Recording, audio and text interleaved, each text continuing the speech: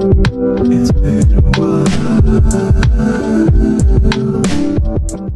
Shabbat Shalom, Yasha Allah, Zaya, Mishpaka, and everybody else. My name is Rabasha Aloha Lani.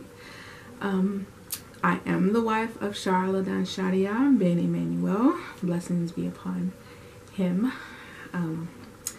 Welcome to my channel. Before we get started, make sure you hit the like button to give this video a thumbs up. And if you're new to my channel, subscribe for content, all things for the daughters of Israel.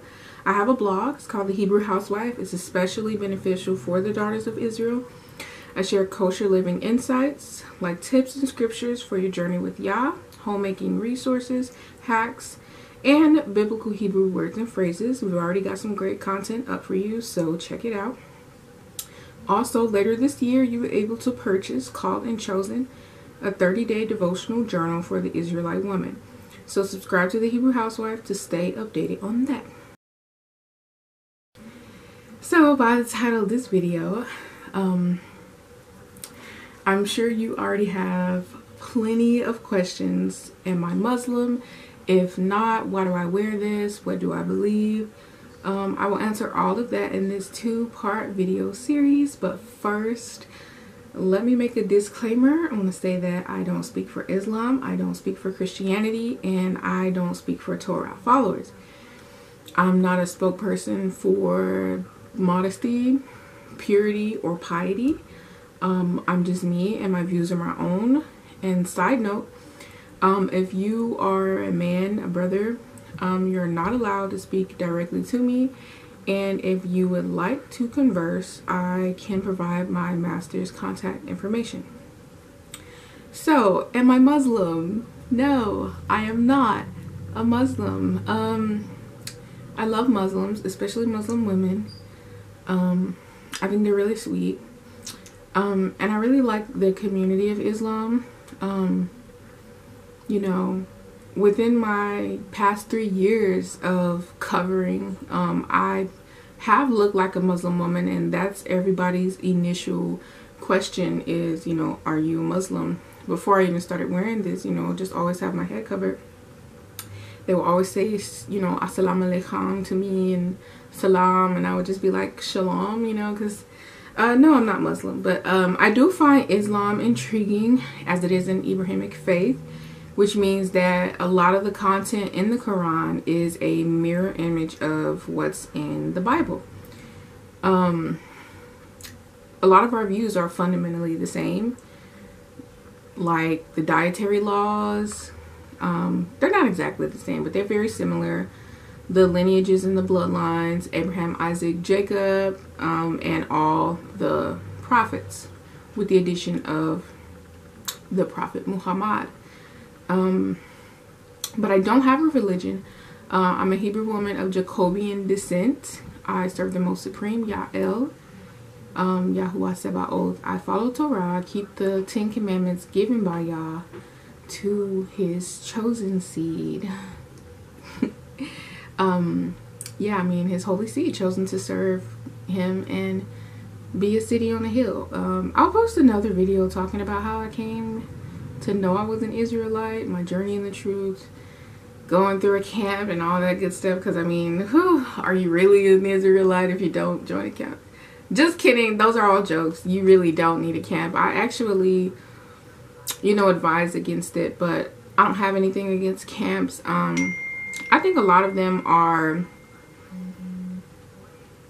really government sanctioned, especially considering the fact that they do receive 501c3s. Not all of them, but a lot of them do, which means their content, the things that they preach, and the programs that they offer is funded with government money, which means they have to stick to a certain curriculum.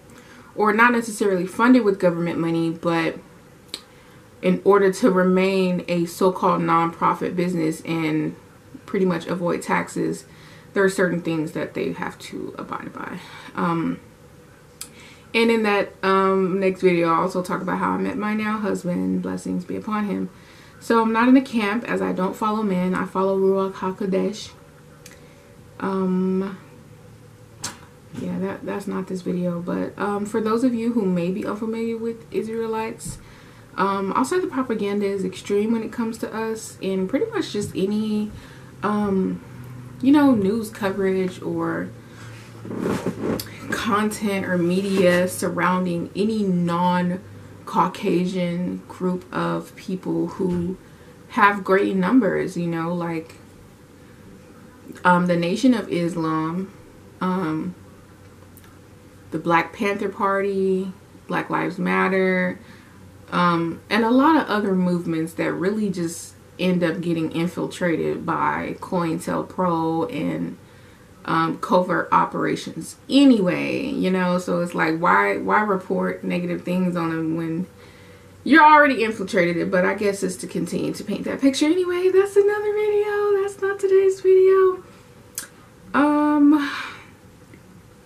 I surprised, you know, that the things that are in the media and in the news surrounding people who say that they're Israelites, I'm not going to call them Israelites, I'll just say people who say they're Israelites.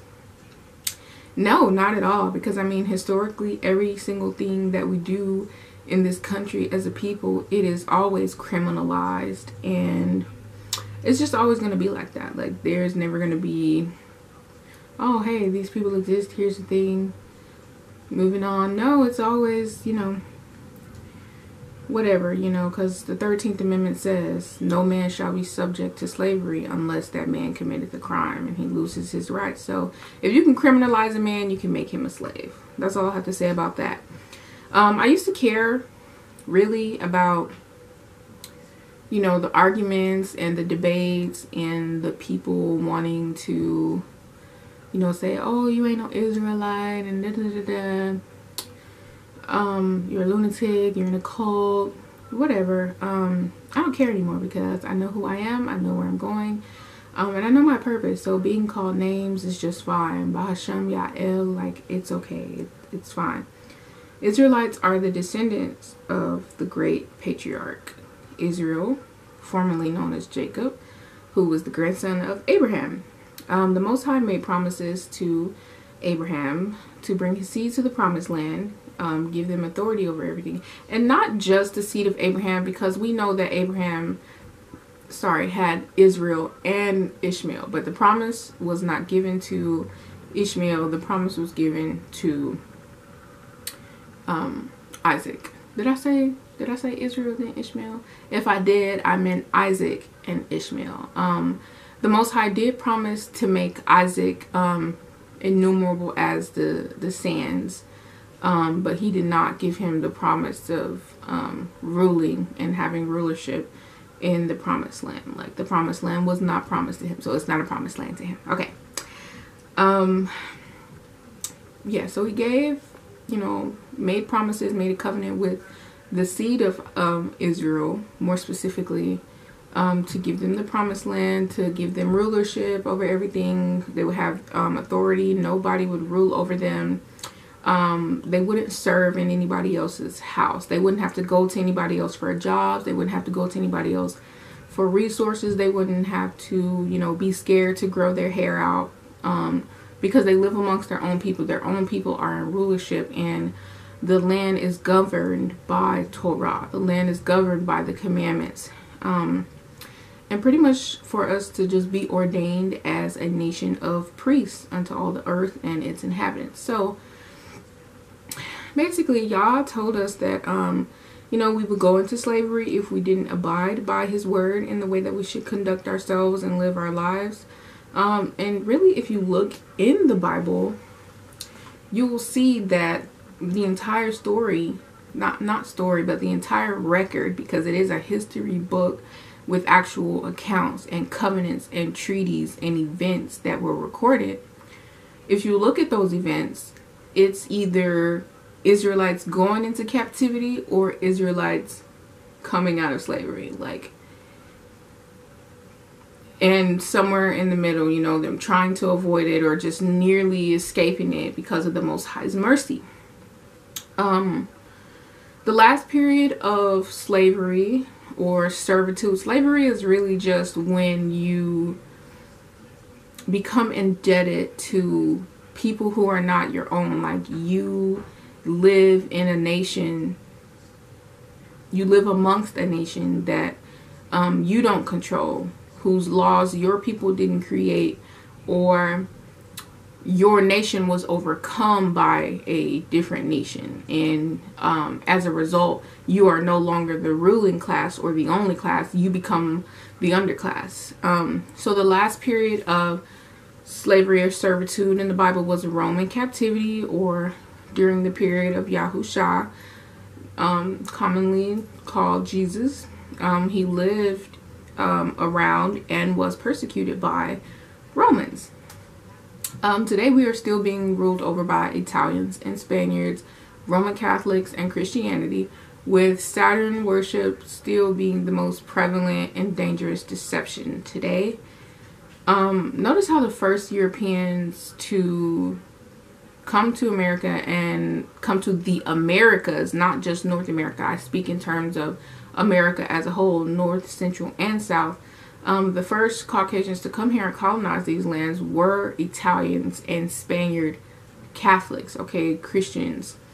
They brought their disease and their religion, and to this day they have a greater stronghold on people's minds than anyone else or any other doctrine, honestly. I know that Islam is a growing belief system, and I really don't want to call it a religion, but we can definitely call it a religion, I guess, for simplicity's purpose, for simplicity's sake. It is soon to outnumber and outgrow Christianity, I believe, by like 2060. However, with the declining birth rate and the extinction of the Caucasian people, Christianity is sure to die along a lot quicker than the prediction foreshadows or predicts. So I'm anticipating, honestly, that Islam will be the dominating religion before, 2060 or 2070, whenever it says. So back to, the influence of Catholics, Spaniards, Italians, and pretty much just the root of Christianity. They still control all of Central and South America. And if you live in the USA, then you know and you see that soon enough you won't be able to get a job unless you speak their language, which is Spanish. And if you live in Texas, like me, then you know that a lot of the places here, that's already the case. They say on the application, you're more likely to get the job if you speak Spanish, but what they really mean is, yeah, good luck if you don't speak Spanish. So, I personally don't hold any ill will against any specific person.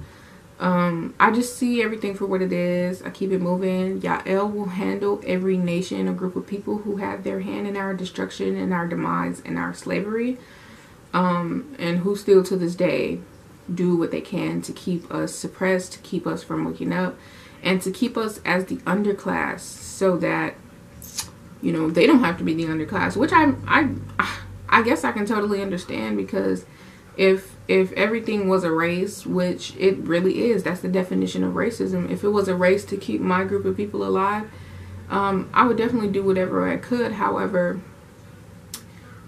we live by a separate code than everybody else, and our code is Torah. So just, keep your eyes open. All of this was already written. You can't stop the truth from being fulfilled. The true seed of Jacob is coming out of sleeping, and we are rising. And just watch how much these so-called powerful nations will fall in the coming years, okay? And I don't mean 2050. I don't mean 2060. I don't mean 2075. I mean like 2022, 2025, okay? Just watch, like plagues, negative birth rates, what is it called? Birth defects. Yes, birth defects. Abortion. Abortion is already that. witchcraft are so heavily ingrained in the culture of witchcraft without really even comprehending the self-destruction of it all. But all of this prophecy is coming to fulfillment. And you know, it's okay, Zion, we're only going to be here for so much longer. We don't have to worry. But again, that is for another video. So if I'm not Muslim, why do I cover, right? Why do I wear the niqab, or what I like to call the sakhak, which is a Hebrew word for it, which originally means covering, to hedge in, to pretty much just cover, to protect, to defend, to avenge. But when you parse the word sakhak, it means to perfect. So this literally translates as the perfection of my hedge, the perfection of my protection. First, there are many scriptures in Torah, Tanakh, the Apocrypha, and the Brit Hadashah that, you know, pretty much command modesty from women.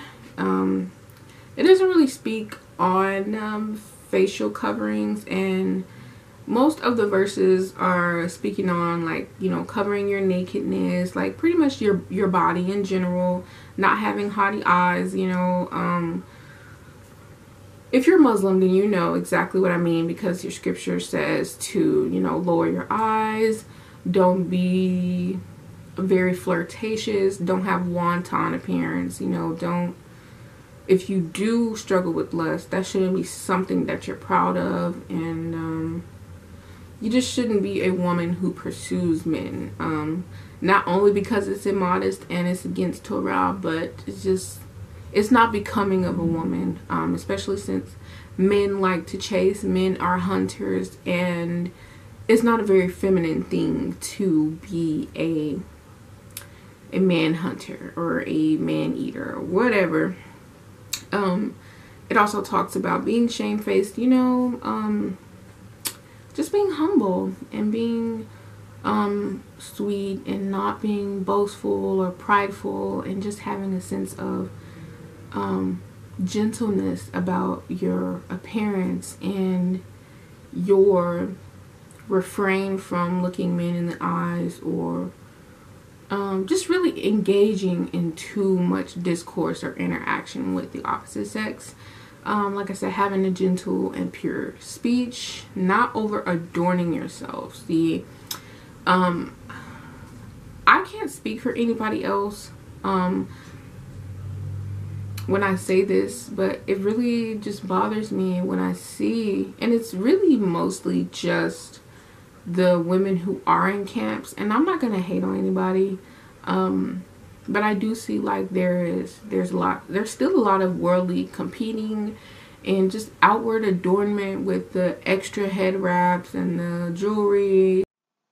So real quick, Zion, I cut this part out. I really don't want to offend anybody.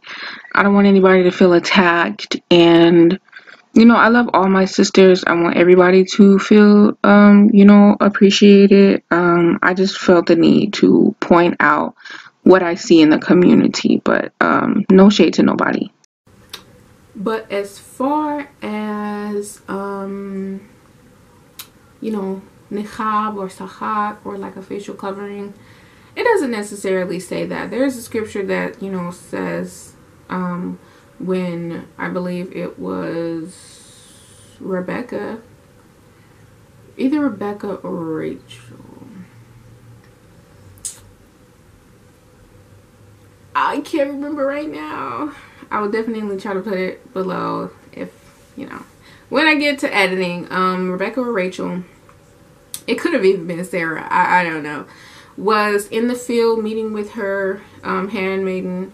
She saw a man approaching, and she was like, hey, who's that guy? I want to say it was Rebecca, because I think the guy approaching was Isaac. Yeah, when she saw the man approaching, the scripture says she covered herself. She pulled on her mantle. She pulled on her veil. And she, you know, just made herself more modest. She put on a modest appearance, out of respect for him and out of respect for herself. The word also says to pray without ceasing. So a few years ago, 3 years ago, when I read these scriptures in conjunction with, pray without ceasing, I just found it very interesting. But when I first came into the truth, I'm getting ahead of myself. When I first came into the truth, the first few verses that I had read on head covering were in the Brit Hadashah, or the New Testament, even though it's all one book. It says, a woman shall not pray or prophesy with her head uncovered, for this is all as one as if she were bald, which is a shameful thing according to the Bible. There are many different interpretations about this verse and this scripture. Some people say that, it just means that a woman can't shave her head, but a woman doesn't have to wear a headscarf or a veil, and that a woman's hair is her veil or it is her covering. I feel like if that were the case, this probably would not have been mentioned. And it even says, if she doesn't have a head covering, it's like being bald. So how can a woman's head covering be her hair if the scripture says if she doesn't have it, it's like being bald? If your hair is your head covering and you don't have your head covering, then you are bald. It's not like being bald, like you are bald. So that doesn't make sense. But if the scripture says pray without ceasing, but then it also says a woman cannot pray or prophesy with her head uncovered, a light bulb just went off for me, telling me, cover 24/7, keep it covered, don't take it off, because we got to pray without ceasing. Without ceasing means don't stop, continually do it. Let it be on your tongue, let it be in your mind, let it be on your heart, all the time, every day, every second. And of course, not every single second of the day are you praying, but sometimes you're like in traffic, oh, Father help me, or you're at the grocery store like, Father, should I get this? Or you're in a tight spot, just dealing with the world, dealing with Babylon, and you want to have that connection. You want that connection to be readily available to you. And I'm not saying that if you don't cover, then the connection is not there. But with the covering, your humility makes you more aware and more present in the connection. That's really all that it took for me 3 years ago to begin my journey of modesty. So I've been covering my head faithfully for 3 years. Don't mind my nails. For 3 years now, and I only ever uncovered, I showed my hair at home and around family. Honestly, except for cases when I felt pressured to uncover, or I felt wayside, trying to follow the world and be pretty and be just decorative. Honestly, that's really the word. Just being shameless and being a whore. Honestly, being a gatherer abroad. And I can honestly really think of 2 occasions. So the first occasion, a few months after I came into the truth, I was in an adulterous relationship with a man because we were not married.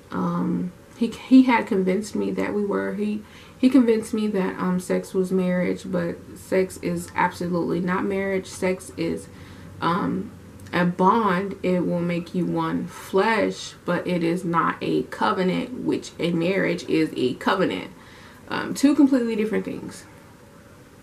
But while I was with him, I was in a camp, and the other women in the camps, they really weren't covering their head. Like, they would wear scarf, like just lay it on there and have it flowing, or they would have their hair out until the leader or the elder or the deacon or the bishop or whoever would start reading the scripture and talking about it. Then when that started coming out, then they would cover. But for me, nobody in the camp ever saw me without my head covering, except who I thought was my husband.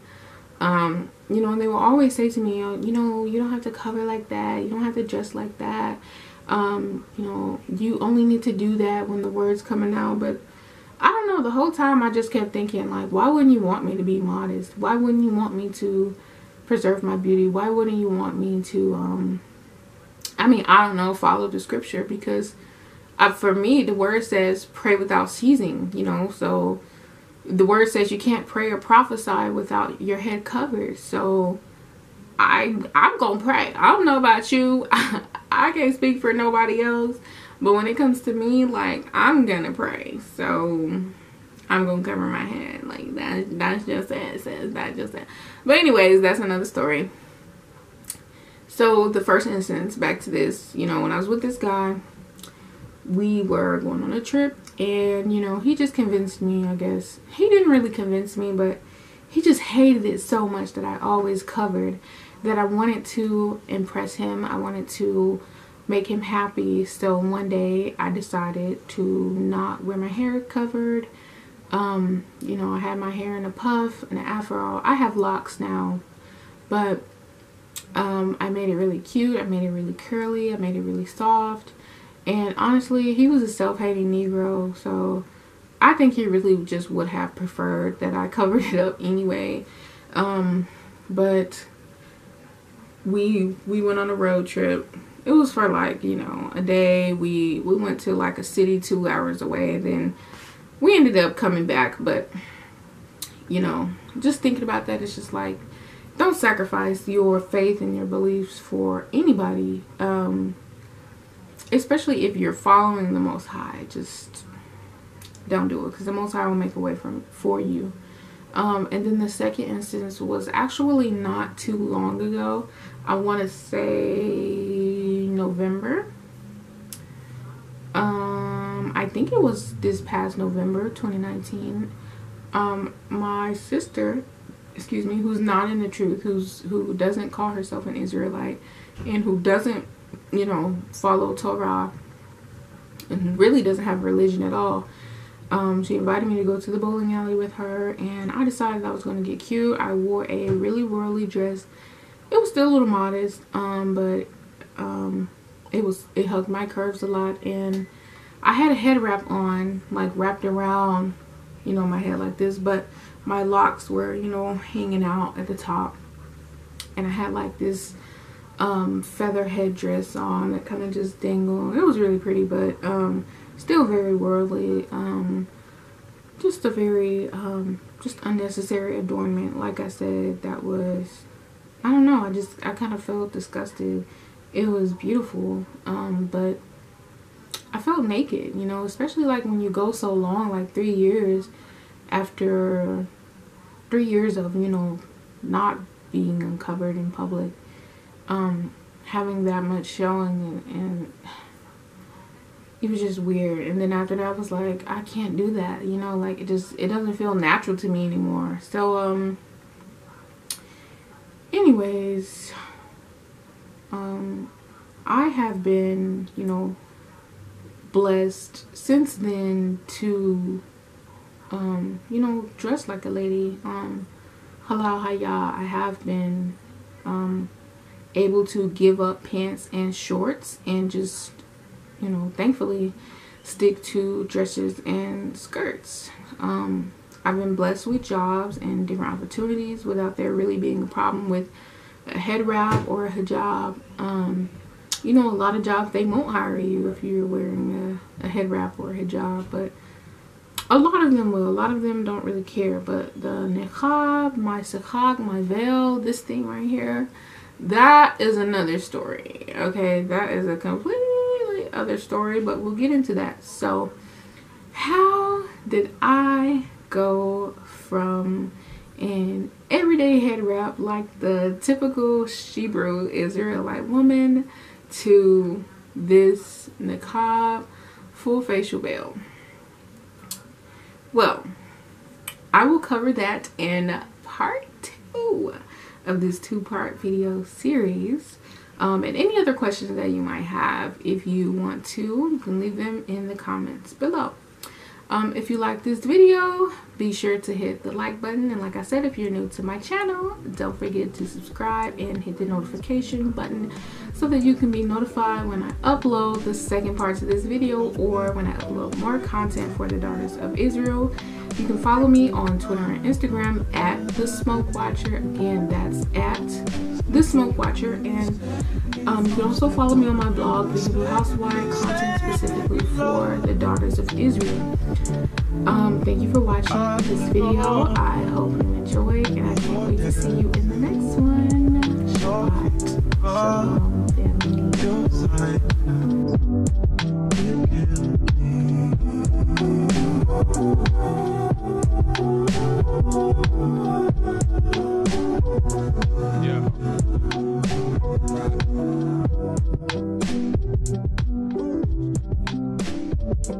It's been a while. Broken walls fall down. Inside.